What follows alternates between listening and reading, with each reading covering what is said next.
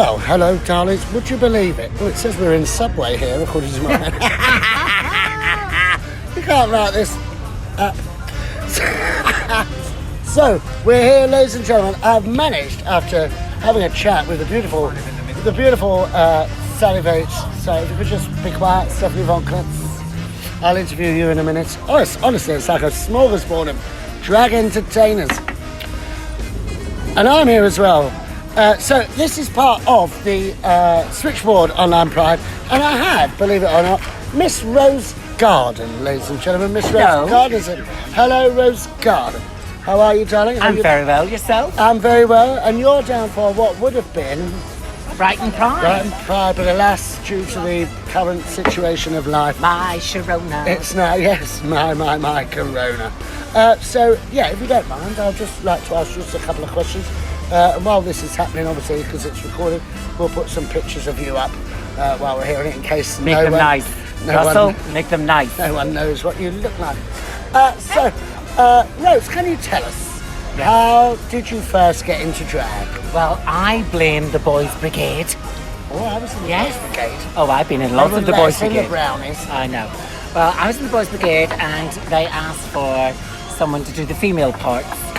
And considering people didn't know if I was a boy or a girl, and still don't, which may I say is good, I decided that I'd volunteer for those parts.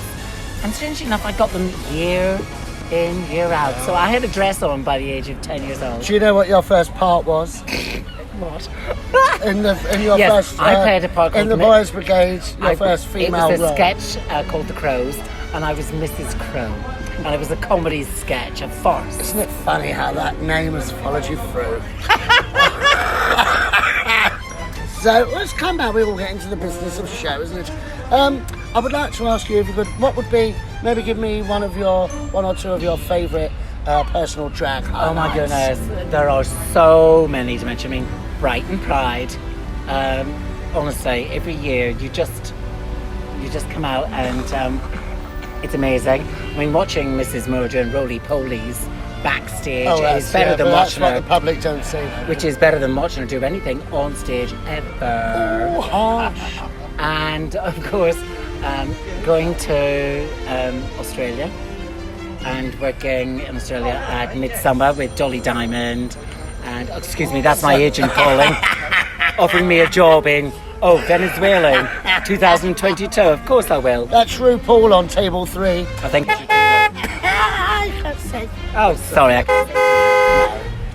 Also, being part of the King's Cross Steelers as vice president of the world's first gay inclusive rugby club, and doing the Bingham Cup in San Francisco, and doing San Francisco Pride, doing New York. I mean, it's been amazing. It's been amazing. And now, with just one little final thing, what advice would you give to your younger drag self? My younger drag self? I know it's a stretch because it's a long way back. Don't be so nice. No. In fact, undercut those bitches, sack those bitches, and don't give those bitches any work. Work, work, work, girl. Fuck off, Stehanie. You gotta work it. Ladies and gentlemen, this in a beautiful sunny garden here at the lovely Charles Street Tep in Brighton, Miss Rose Garden. Thank you very much. And goodbye. Goodbye. Love you. Cheers, love you. Can't stand it.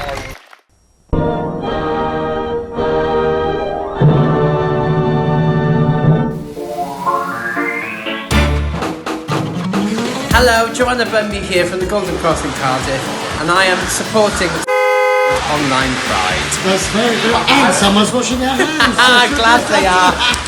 Sing happy birthday and everything. Stay safe.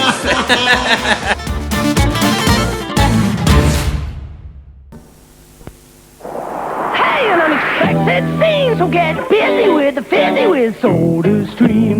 Big or small, get busy with the fizzy. Short or tall, crave a fizzy flavor. The one hope. The only hope. The Exorcist.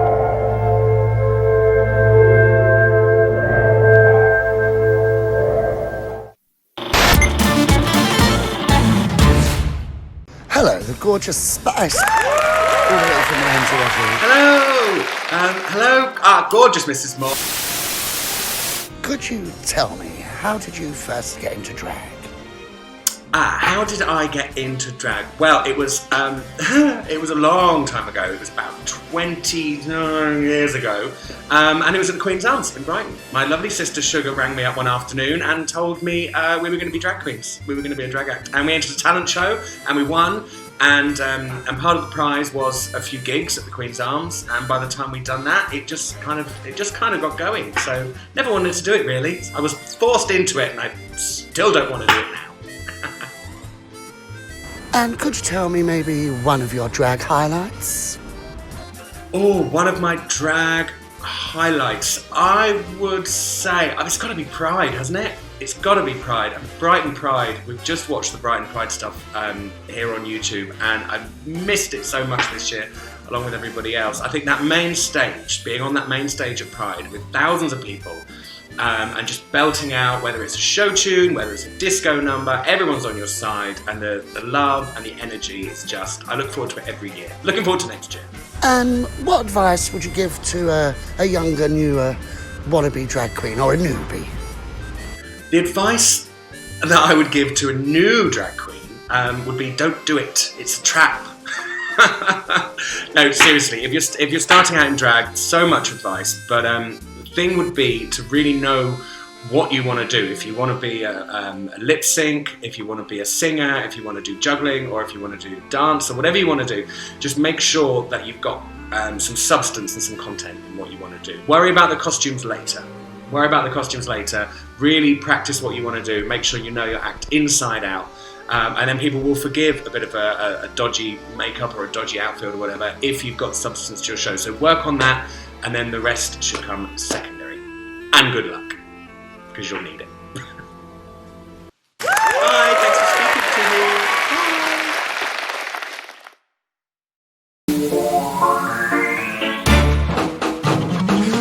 Hi, it's Baroness Mary Gold here from the Golden Crossing, Cardiff, and I am supporting Online Pride.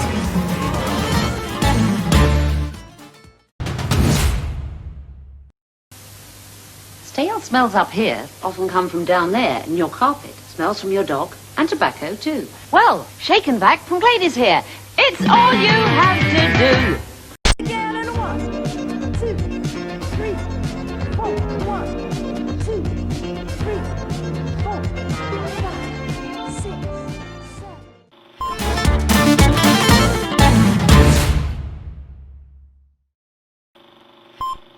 Hello, the lovely Lola Lasagne. Can you tell me, how did you first get into drag? How did I get into drag? Well, I was at the Two Brewers and there was a dress that fitted, basically. So I put it on. No, I worked at the Two Brewers in Clapham. I was a barman when I was 18. I was also the coat check boy as well. And then I became a drag queen. I thought I obviously wanted to be an entertainer of some description, and this was the way into it, by doing drag. And back in those days, and this is 1988-89, there was cabaret all the time at the Two Brewers. Lily Savage, Regina Fong, Adrella, The Trollette, Dave Lynn, Kerry Dupree, Phil Starr, Duckyard Doris, Sandra and Lucia. The list is endless. So I got to watch all these acts every night of the week, and I thought, oh, I can do that, and in some cases better. And yeah, that's that. 31 years ago, the 5th of June 1989. Yeah, that's me. Could you tell me one of your drag highlights? Taking the bra off now is a highlight. Honestly, it is. I've got to that age where I do identify with women, and you take a, yeah, that's good. But if you mean showbiz highlights, far too many to list. The venues I've worked, the people I've met, the queens I've worked with, watching those drag queens, those are acts in the beginning, and they're getting to work with them and becoming friends with them as well. That is a huge highlight for me. I think if we're going to do stages though, probably there's a couple.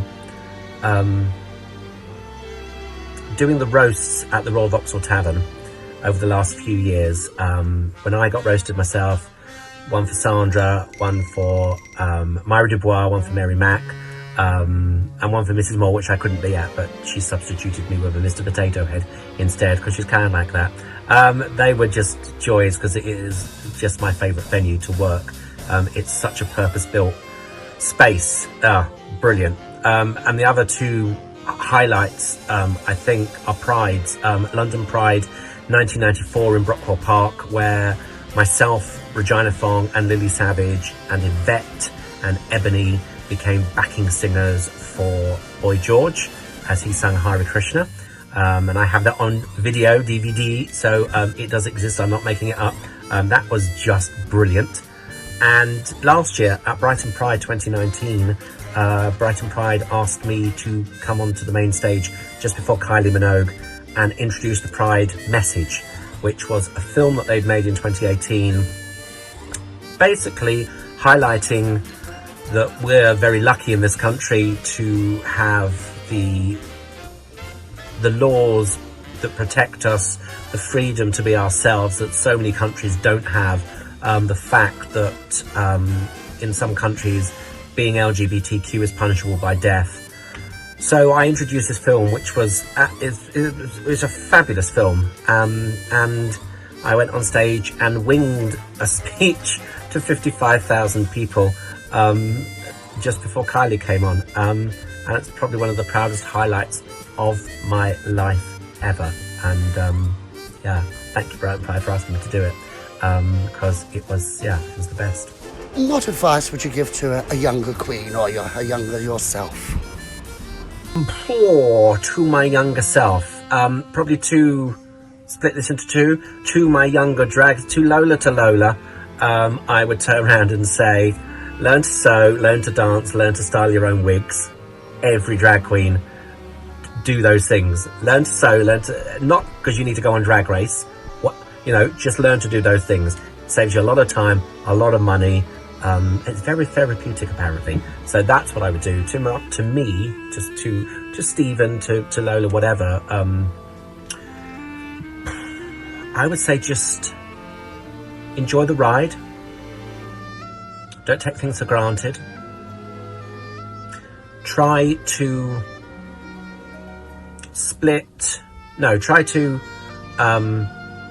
enjoy life as Stephen as much as you do as Lola. To cement friendships that will last long. I have done this, but that's probably something I could have improved over the 30 years I've been on the scene. And we had no idea that people will be taken from us quite so quickly when HIV and AIDS happened in the late 80s, early 90s. So I'd say enjoy the ride, and don't feel you need to rush. There's a lot out there waiting for you.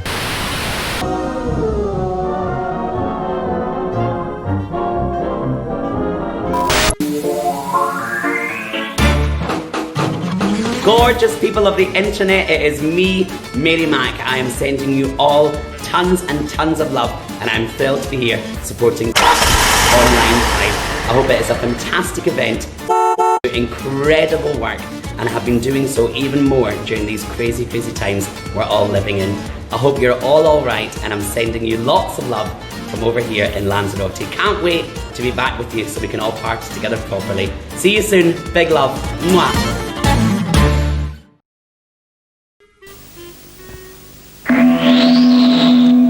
On your last trip, did you discover what the Earth people eat? They eat a great many of these. They peel them with their metal knives.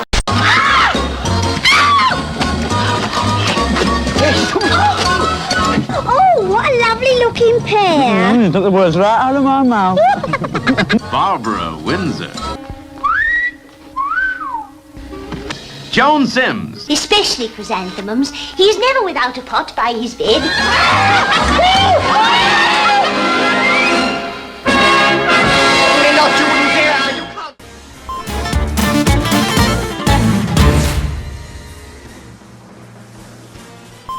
Well, hello, ladies and gentlemen. It's Mrs. Moore here in Brighton, and I'm joined by the beautiful Miss Sally Vate, a.k.a. John Hughes, Brighton's sweetheart. Hello, darling. How are you? I'm very well, thank you. Nice of you to join me. Yes, a lovely sunny day. A sunny day in the oldie Brighton town. Got me look at top on.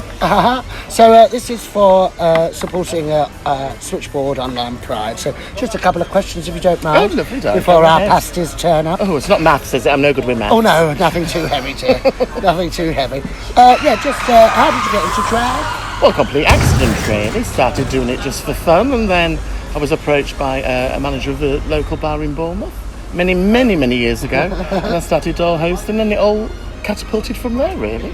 Wonderful, wonderful. How many years ago, maybe? Oh, God. So, about 15 or so. She's younger than she looks, listeners. She's younger than she looks.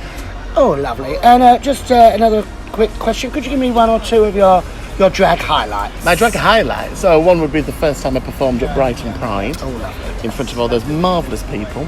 And the second one was when I first got my gig as a pantomime dame. Oh, yes, I've seen you. You're the new star of Leatherhead. I am. I'm the face of Leatherhead. I just like saying it because it sounds dirty. Unfortunately, it's not. Mind you, the Wetherspoons is a filthy pub. Oh, yes.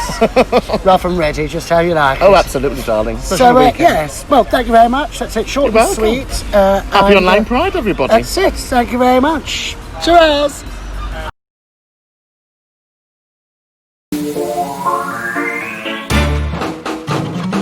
Thank you so much. It's wonderful to be supporting Online Pride.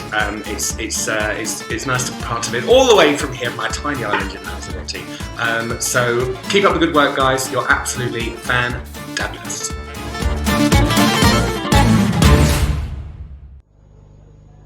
Will it be chips or jacket spuds?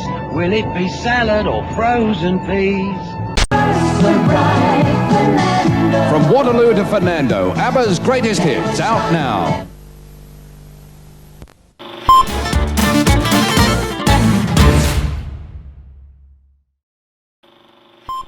I'm Sandra and welcome to this fabulous black cab. And today we're talking to one of the hosts and one of the leading lights in the cabaret circuit, Mrs. Moore. Is that me, darling? Yeah. So kind, such kind words. How are you, my darling? I'm very well, darling. Always a joy to be with you. And you know too. That, dear. We go way back, dear. Way back. Now tell us, how did Mrs. Moore start? Well, she started with joining the Dolly Mixtures with yourself, with the one and only Her Imperial Highness Joanna Bumme. Bless you, darling. And that was, about 10 years ago now, I think. And then so I sort of joined in and did a few numbers with the group, and then, but sort of Mrs. Moore as a soloist kind of thing happened about 2007 when I used to host Wednesday nights MMTV, Mrs. Moore's Transvision, as it was then, and now it's Mrs. Moore, the voice. ... of 1,000 fags. Yes, it's true. When you first started, were you nervous? Oh yes, yeah. I always get nervous as well if I'm still performing somewhere new, like a venue out of town or somewhere that I've never done before, which I think is a good thing. I think it's to have that sort of showbiz nerve, kind of your adrenaline kicks in, and I think that's important. I think if you lose that, then you're sort of not really going to have a good show. You don't really kind of attack the I should say the audience, but I mean well, no, that can happen. Yes. You don't go out with that same boom. Stuff, I think they call it. But I know that you had sort of theatre training. Yes, many years ago. Right. Yes, as a young boy. I did a few shows, worked at a local drama school, and but then actually worked backstage for many years at the Theatre Royal Drury Lane as a flyman, pulling ropes. So I've got such masculine arms. Did that, and then started DJing here at the Black Cap, and then at the Two Brewers and various other places. And then it kind of just sort of happened, really, and here we are today, dear. I know, marvellous, isn't it? Showbiz can be cruel, can't it? You're so right. But I know you do Wednesday nights here. Yes. And tell us about Wednesday nights. It's called the Black Cap's Got Talent. We have karaoke as well, so it's kind of, but basically it's a turn up free for all. We've had like drag acts, up and coming drag acts that want to try out new numbers and things. We've had singers and songwriters that want to promote their songs and things. And even two lesbians doing a duet. Oh, really? I called it foreplay. Yeah. But yeah, it's just it's very free and easy with the lovely Ian James on the decks. We always just have a really good, it's just a really good laugh. I use the phrase everybody's on the same page, you know, it's just a kind of low-key midweek thing, and it's usually quite a nice But sometimes they're the best nights, yes, really, aren't they? It's just, you know, whether we have busier nights or quieter nights, but there's always a good vibe, you know, so I always enjoy the Wednesdays. Well, now you've dipped your toe into the cabaret circuit, and you know that it can be very fickle at times. Yes. How do you stay positive, you know, within yourself? Just try and channel Shirley Bassey. That's probably my advice. We love the Bass, or Beryl as I call her. We're close friends. No, just try and stay positive. It's always nice, like, you know, it's now other managers of other venues are now calling me if somebody else can't make it, or, you know, if they're ill. I'm now like one of the people that they would call up as well. So you kind of know that you're kind of slowly going up the ladder. Because I made a point, like, sort of about 2 years ago, where I thought I've either got to go for it, you know, and get myself up and about, or just put her back in the airing cupboard, so to speak. Was that because of like confidence within yourself, or was it? I was kind of just a bit bored, really. Obviously, like just DJing, and then during the week I wasn't really doing very much or using the grey matter, so to speak. So I kind of thought, right, I've either got to go for it and get myself out to other venues that had heard of me that I've never really pushed myself to do. So, and touch wood, it's going and very now well. you've done it. Yes, do you enjoy it now? Oh, I'm loving it. I'm loving it. Mrs. Moore, fingers crossed, is it's worked out quite well. And I knew I was quite prepared that it wasn't going to happen overnight. You know, I didn't enter a competition or win a competition or anything. You know, I kind of was prepared to just slowly and surely get people getting to know me and know what I'm about and that sort of thing, and it seems to have worked at the moment. So fingers crossed. Here was the sort crossed. of the here, training ground, really. Here, You know. really. And like I say, to be asked to do it with like yourself and people like Regina and Millie and Nikki and just Titty the Camp, just like the people that I've watched and worked with and admired for years, to just be part of that and have you guys take me under And I was just about to ask.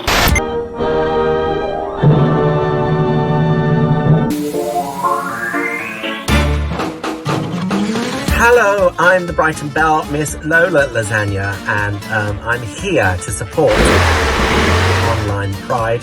I hope wherever you're watching this from, that you're well, that you're safe, that you're sane, and that this COVID clusterfuck hasn't depressed you too much.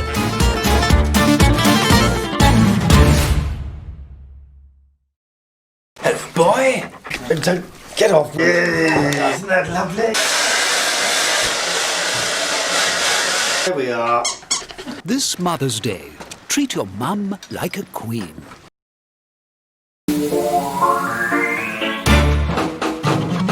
Hello! Wayne Allingham here, aka Sugar Cube from Disabled Queer and Here. Welcome to Online Pride. Have a fabulous day.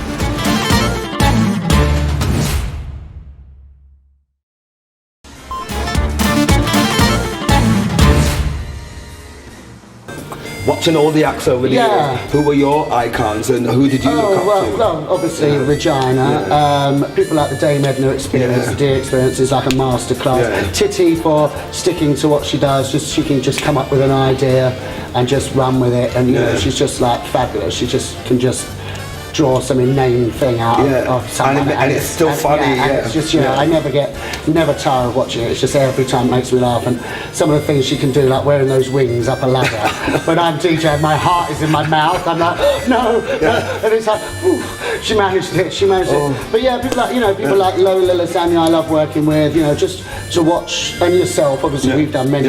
We always have a laugh. To see how you can take a room and just keep it going and work it. I think that's what it is, really. You know, isn't it? it's just it's a joy to watch, joy to be part of, and a joy to be kind of doing the same sort of thing myself now. So you know, if you'd have told me sort of 4 or 5 years ago that would be happening, I wouldn't. But I knew you had it. But you also you had it within you. Yeah, it's just and I'm kind of like, I'm on it now. I want it now. You know, it's kind of like I was umming and ahhing and doing other things. Would you keep the noise down, please? We're filming. Thank you. Is this Ian. Oh, hello, My darling. lovely DJ on a Wednesday Hello, night. Ian. And you know now that we've got Vagina Benefit coming up. Mister, stop your wheels. Yes, we've got the Vagina Benefit coming up. Live days, all Hello, live. there's all. We got the Vagina Yes. Benefit. Yes. I mean, tell us, can you recall some of the things that you remember about Miss, Oh, well, that we're allowed to say Yes. on the television. Well, most of the fun usually happened backstage. There was several times, one time after, I think it might have been a New Year's Eve, where we walked in the dressing room and she was laying on the floor covered in hay that she'd got a Fortnum and Mason's hamper with lots of lovely things in it that had straw and hay. And then she put a dress in the Fortnum and Mason's hamper to take home and couldn't work out why she didn't have a dress the following day. Lots of fabulous little tidbits like that. And just obviously the time I wasn't here that night, the one night I was not here, where she punched two members of the audience. Either, that was fabulous. Don't mess with Regina, Jer. She floored two people in one punch. That was quite something. Oh, I missed it and I went past and saw the bloody ambulance. So I went, what the bloody hell's going on there? It's something. So do you know what you're going to be doing for the Regina? Do you know what numbers? Not numbers yet. No, I'm hoping to do. Is it Salome with Shaking Back? Because I haven't done that yet. Because it's the 10th and final one. We're going to cap it on the 10th. I don't know yet. But all of the numbers, all of the sketches are fabulous. So, I mean, and they're unique as well, aren't they? Even when you hear them time and time and to have like what we call the Fongettes, which is like her group of followers, to stand on a stage in a pub where she's not been here for 10 years, and to have someone that's not been here and every year to fill the venue with everybody they know more of the sketches than we do, really, and they prompt you, they do everything. It really is quite powerful, it really is. I'm always choked up at the end of Me too. The end of the night when you stand here and everybody's doing Tell Me What You Said. It's it's quite something. I'm looking forward to that. Yes, it's always a screen. I think it's going to be quite a manic. Yeah, and I think a bit sad because it's going to be the last one as well. Each hold different memories. Be a nice evening, a touching evening, I think.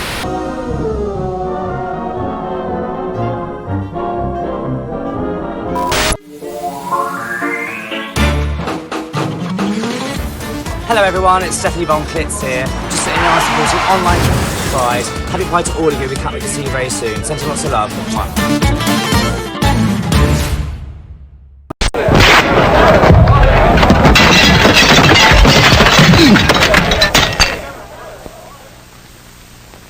Always insist on the proud pickle.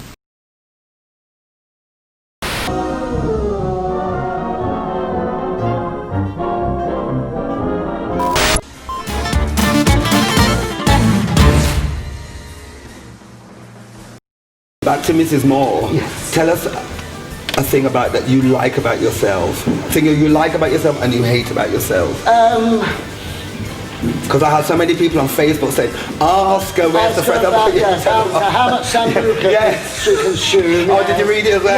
Yes, that's all. I mean, people think I'm drunk all the time. I'm not. It's merely an act. It's funny because it's true. Well, I find, a couple of bevies. That's the beauty of doing this job. I mean, I couldn't dress like this and work in a bank. Well, I could, but it wouldn't be as much fun putting this on at 9 in the morning, dear. Can I help you? You want a loan? Oh, I what you like, dear. I'm too hungover. I still, and again, in my confidence in myself, really, a lot of people, I'm on stage, I give it the Mrs. Moore and but I am actually quite a shy person, believe it or not. Like, if I go to a party and I have to meet someone there and I'm on my own, I'm actually really quite shy till I've sort of settled in, really. But I'm actually a lot shyer than what people think. But I suppose when I've got all this on, I know everything. It's just a laugh, really. People think, who is Mrs. Moore? What is her character? And it's just me in a dress. It's just me in a dress. A bit like yourself. You're not that much different. No. She's a slam all the time. I think we're the same on stage as we are off stage as well. Well, you have a lot more sex. I think that's fair to say. That's true. That is true. And sometimes I even remember the names of the shags. She knows the names better than I do. It's just pretty much the same, really. I'm not like certain cabaret artists or people like Charlie Hydes, who does Lucretia and Candy, those are characters when he's on stage, but it's just kind of an extension of me. yourself, really. She's just a little bit more flamboyant, I say, but then that's channeling the best. Theatrical. Yes, that's the word. Theatrical, yes. Yeah, but I can see yourself as Mrs. Mods, you know, Oh yes, but I want dry ice, I want spotlights and a mic stand and lots of reverb. And now I know you're renowned for singing that one song that everyone always asks you to sing. Shirley Bassey, After the Rain, which is from the album entitled The Performance. Even if you're not a Shirley Bassey fan, the album is a work of art. I really stand by it. It's got, people like Katie Tunstall, Gary Barlow, Don Black, who wrote some of the Bond stuff for her. It's really is a fantastic, even if you're not a Shirley Bassey fan, it is quite a swan song of an album. So I mean, obviously I hope she records more stuff, but I think the people that have written, like the Pet Shop Boys wrote The Performance of my live song, and it's very much an intelligent written album with her in mind about that. But yeah, that's kind of like my swan song. I was about to say, do you see yourself? And I love singing it, and people know it now. In fact, I've probably sold more copies of the album than she has by singing it, because no one had heard of it before I started doing it. But that's true, actually, because when I heard you sing it halfway, I mean, I did cry, and I was at the back, and first time I've ever heard you sing that song. It's the one song that people always ask me to sing whenever I'm doing a show. So people kind of demand, well, not demand, but they always ask me for it. If I do a show and that's not in it, people are always saying, why didn't you sing it? And then sometimes it's just because I forgot. And if you don't do it, they shout, and then when you do, they go, oh, I've heard that. So you can't bloody win. Well, So, but it's not stopped you, has it, dear? No. Doing the same I've been doing that shit for years, and it works for me. That's it, dear. Why fix ain't broken? That's what I say. That's it. Man, Mrs. Moore, I mean, I've watched you evolve over the years, and I love you. You know why I love you? Because you're a bit like me. You don't give a shit. Well, no. No, you don't give a shit. Well, I just think, you just got to go out there. I mean, my philosophy is, on the show, it's like, it's not rocket science. I'm not trying to teach you anything intellectual. If I can make you forget your cares and your woes for 45 minutes, you've done your job. Then that's what it's all about. It's like, I'm just here to sing a few numbers, entertain you, tell a few jokes. I only know 3, but I've made that work in the act. That slipper joke, is it the asparagus joke? The show says Lola. Oh, I don't know. I haven't heard you. I did about 10 times. There's the one about the tea towel holder. Oh, and the one with the shit, but we all go there, yes. But is there anything that you wish that you could do now that you've established ride a unicycle topless? I don't know. Really? No. There must be something anything that I'd love to host the Royal Variety Show one day. I would absolutely love to. Would you really? Yes, I would. I did a show last year at the Arts Theatre, Drag Divas, and I was like the kind of host and co-writer and director of that, and that was, for me, that was my little moment of, it was kind of like Marty Kane hosting the Royal Variety shows. I was very comfortable in that role as the compere and the host. Stuff like that. Obviously, I'd love to do a show in Vegas, a la Celine Dion. You can, you can. There's lots of venues off Vegas. I can't renew my passport first, but still haven't found it. I hid it somewhere safe. I still can't find the bugger. It's probably out of date. I remember saying that years ago. It's probably out of date now. Well, wherever it is, it's a really good hiding place indoors, because I still haven't. Mind you, that's what happens when you do the housework on 3 bottles of wine. So, not that I drink. And tonight, you're back on this stage here in the Black Cap. Hosting tonight, yes, with the lovely Ian James. Yes, hello Ian. We always have a good time on a Wednesday. It's always, just a really good laugh. Thank you. Don't speak. So you're going to look down that camera and all these people here from the Facebook, because this goes on Facebook as well. Yes. And now, we got the Drag Idol coming up this year. We have. It's all go. Well, it's the month of, this will be going on in June. Because you're hosting, I'm hosting the Birmingham one. Yes, I'm not actually hosting the Drag Idol. Any judging? I don't know if I'm judging yet. It won't be judging here, because I'll be doing the sound and lighting, the technical. But if you were a judge, what advice would you give to the up-and-coming ones now? Just try and be yourself, be original, or as original. Oh, hello. as original as I don't drink, as original as you can. You're obviously going to be nervous. That's always a good thing, but just try not to let the nerves show. Whatever you do, just come on. And I always say you've got like the first 30 seconds, the first minute to grab them.